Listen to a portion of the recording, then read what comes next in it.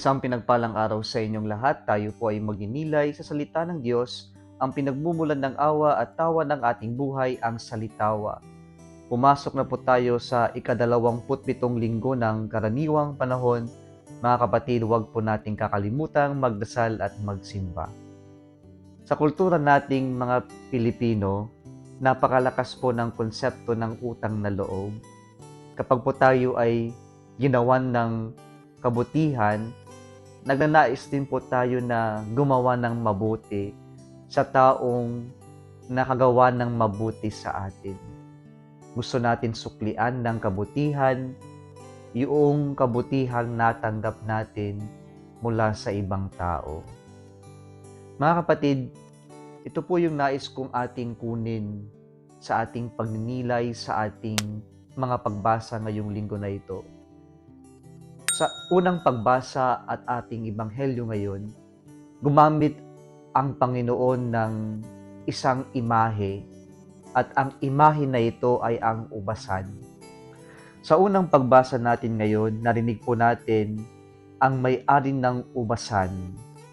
Kakaibang may-ari ng ubasan nito. A very caring and thoughtful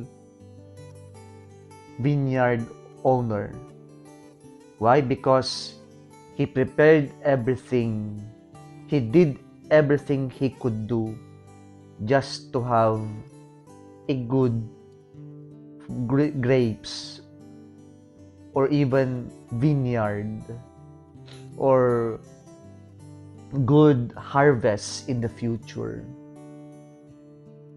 Subalit, sa kabila ng lahat ng kanyang ginawa, hindi naging maganda ang bunga ng kanyang ubasan.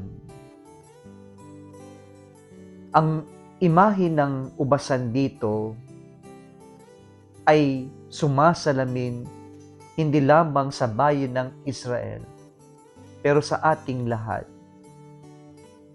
Ibig sabihin nito na lahat ay ipinagkaloob ng Diyos. Ang lahat ng mayroon tayo ay nagmula sa paghahanda mula sa kabutihan ng Diyos para sa ating lahat. Subalit marami sa atin ang hindi na marunong sa konsepto at sa pagsasabuhay nitong tinatawag nating utang na loob, na kung saan sa kabila ng kabutihan at mga ipinagkatiwala ng Diyos sa atin, ang ating naibibigay, naisusukli ay kasamaan. Gaya ng bunga ng ubasan, naging maasim ang bunga sapagkat ang naisukli ay ang kasamaan sa kabila ng lahat ng ginawa ng Diyos sa buhay natin. Nais kong i-focus natin yung ating atensyon sa unang pagbasa sa may-ari ng ubasan na inihanda, ginawa ang lahat para maging maganda ang kanyang ubasan. Ganito po ang ating Diyos. Lahat ginagawa niya, lahat ipinagkakalob niya para lamang tayo ay mapabuti. Sa ebanghelyo natin ngayon mga kapatid, ginamit ng ating Panginoong Hesukristo itong imahe ng ubasan. The same as the first reading, we witness a very caring and thoughtful owner of the vineyard.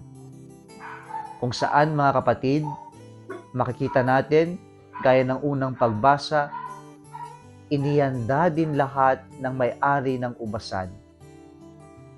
At pagkatapos niyang inihanda, the owner of the vineyard rented or allowed his vineyard to be rented by the farmers. At dito mga kapatid, binibigyan tayo ng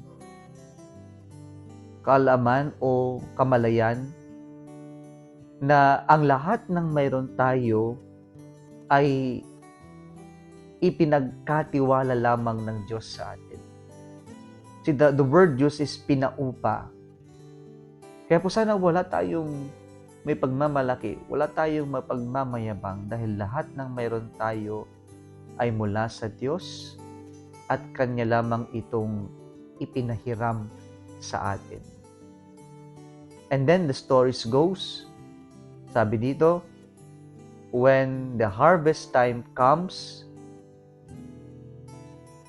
the owner sends his servants to collect his share. But what happened?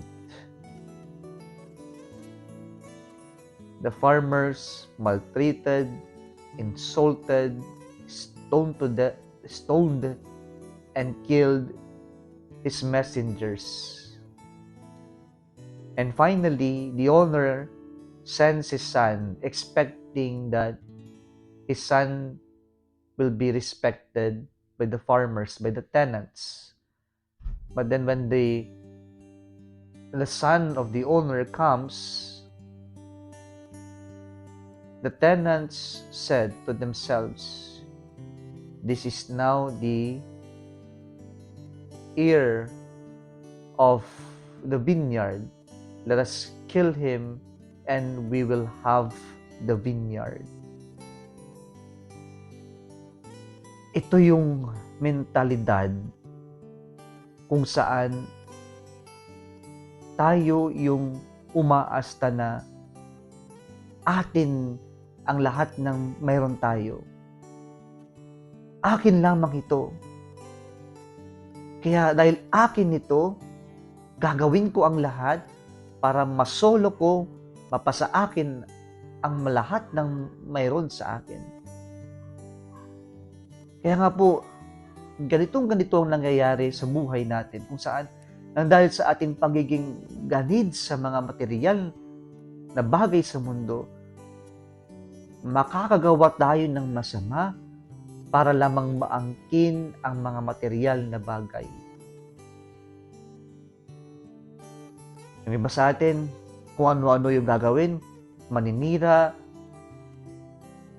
man-iinsulto, yung iba, kikitil ng buhay para lamang mapasa kanila ang mga material na bagay sa mundo.